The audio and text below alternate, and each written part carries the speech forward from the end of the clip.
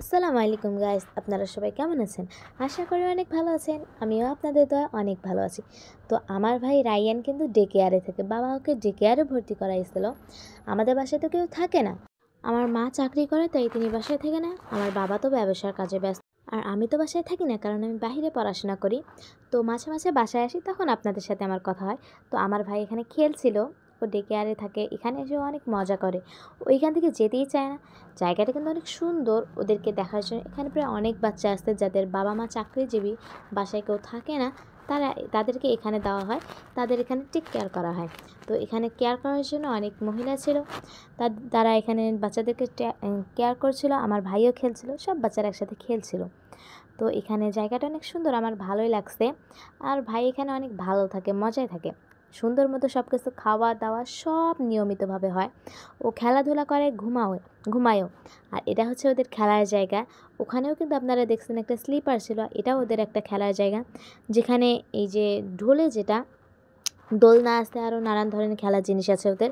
খেলার জিনিসগুলোও অনেক সুন্দর। তো রায়ান কেমন জানেন, ও যদি এখানে আসে, বিকালবেলা যখন ওকে বাবা নিতে আসে, তখন ও যেতেই চায় না বাসায়, এখানেই থাকবে ও বলে।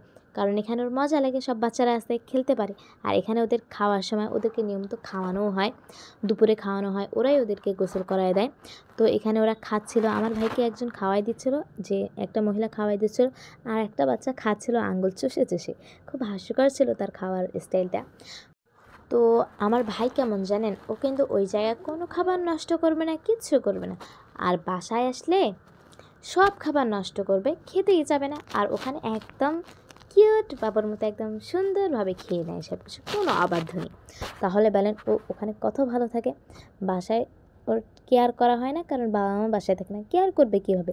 যতটুকু সময় বাবা মা বাসায় থাকে বাবা মা, তো ততটুকু সময় অবশ্যই অবশ্যই ওর কেয়ার করে বাবা মা, কেয়ার করার চেষ্টা করে। আর ও কীরকম, বাবাকে ছাড়া বোঝে না, মা থাকলে মাকে ছাড়া বোঝে না। আর মা বাবা যদি কেউ না থাকে, আমি বাসায় থাকি, তাহলে আমাকে ছাড়া বোঝে না, এরকম টাইপের। তো আমি আপনাদেরকে দেখালাম, শেয়ার করলাম যে আমার ভাই যে জায়গাটা থাকে ওটা কিন্তু অনেক সুন্দর, অনেক সুন্দর। বাচ্চাদের একদম সেফট বাচ্চারা থাকবে। তো গাইস, আজকে এ পর্যন্তই।